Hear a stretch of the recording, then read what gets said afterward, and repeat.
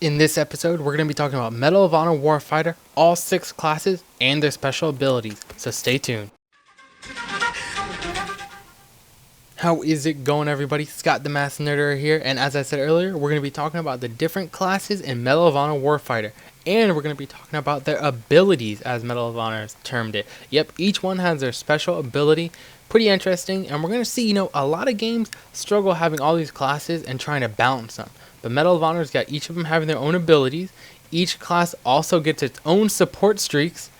And they all get different movement speeds, effective ranges, which we see a lot. But sometimes, they really struggle to make it fairly balanced. So hopefully that's something this game will do well. So the first kit we're going to be talking about is a Demolition Kit. Now this is the slowest kit in the game. It's also got a pretty close range, not a very far effective range. Definitely going to be a force to reckon with up close. And the special ability for this one is tank mode. So this is going to be, I hate to say it, but I'm sort of thinking Juggernaut from Modern Warfare 3. Increased armor, really hard to kill, but man, is it going to be deadly up close. Good thing is it's pretty slow, so you just run away and shoot them down from afar. Don't think they're going to be as powerful as Juggernaut's were. I know a lot of people weren't happy with that, but something maybe cool, maybe fun, could get a little annoying. Next one we're going to talk about, sort of on the opposite end of the spectrum. It's still a close range thing, but we have Spec Ops. This one is the quickest kit you can have. So, it's really going to be good for objectives and stuff like that. When I think Spec Ops, I'm thinking the Scout from Team Fortress 2. I don't know why, but I always just picture the Scout from Team Fortress 2 running around. So, small effective range, really quick, really good for sneaking around.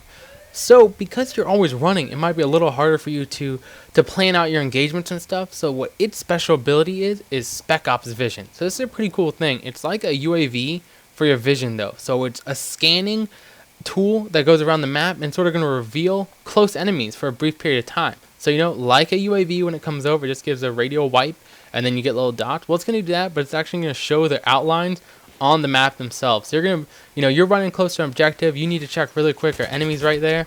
You're going to be able to find them through this. Alright, so now what we're going to talk about is, those are the close effective ranges. Let's go far. We have the Sniper and Heavy Gunner. So their special ability is actually the same. They both have the Bipod.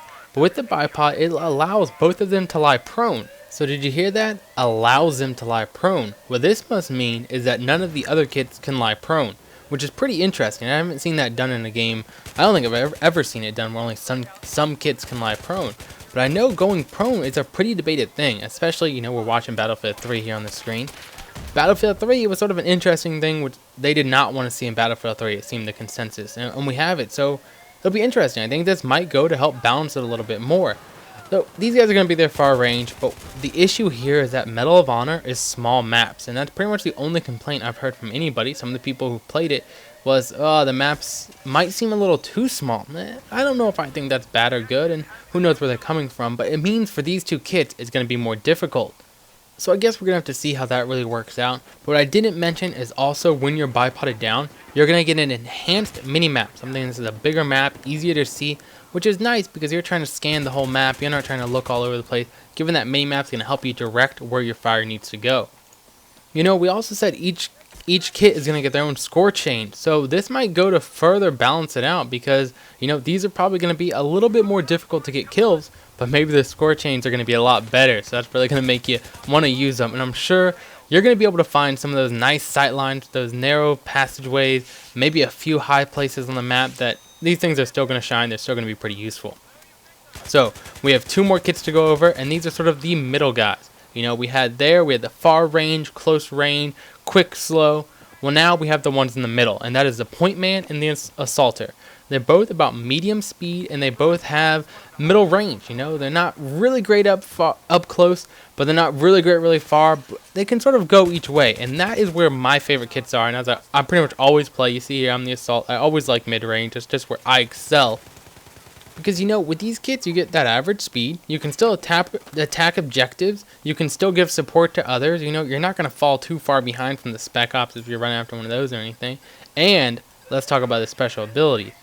The Pointman is going to get heavy hitters. This is one clip of magazines that does extra damage. And for me, I'm loving it already. You know, in any game where you're allowed to sort of augment your class, I always get the ones with the more damage. I like doing more damage. Some people want to be more defensive or have protection, which makes sense. You can still be aggressive with that, but I want to do more damage. That's what I'm interested in.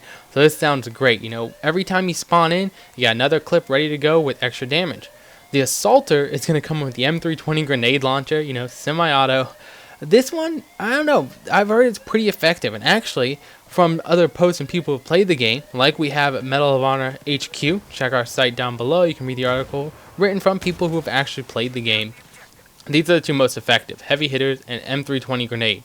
So these two classes, you know, my favorite and definitely going to be powerful classes in the game, but like we said, having their own score chains is going to be pretty interesting. And also, just a little note on the score chains, is that they're not really as hard to deal with in 2010 from what we've heard. I don't know, if you played 2010, sometimes you sort of saw spawn trapping and such with those. Well, supposedly, these are going to be a little easier to deal with. And that is what we know for the classes so far. So I'd love to hear your opinions. Which class are you most excited about? What do you think these score chains are going to be? How do you think they're going to affect for different classes? And stay tuned and subscribe for more information on Medal of Honor as we get it. Or, of course, go to medalofhonorhq.com. Link in the description. Read the post. Get involved with the community there. And as always, happy gaming, everyone.